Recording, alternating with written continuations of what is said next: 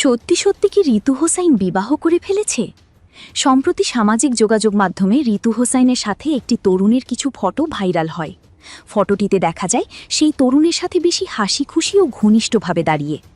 ঘটনাটি সূত্রপাত ঘটে ঋতু হোসেনের জন্মদিন ঘরোয়াভাবে পালন করার সময়।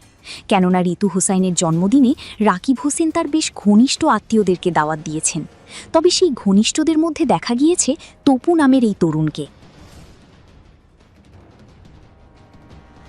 তাহলে কি এই তরুণ ঋতু হোসাইনের বয়ফ্রেন্ড, নাকি তার সাথে বিবাহের কথাবার্তা চলতেছে? এই নিয়ে মুখ খুলেছেন রাকিব হোসাইন। রাকিব হোসাইন লাইভে এসে জানায়, তপু আমাদের নিকট আত্মীয়, ওর সাথে ঋতুর বেশ ভালো একটা বন্ডিং রয়েছে।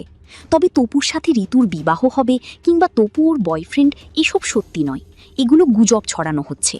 তপুর সাথে ঋতুর একটি ভালো বন্ধুত্ব, ইভেন আমাদের সাথেও। তাই আপনারা এসব বিষয় নিয়ে গুজব ছড়াবেন না।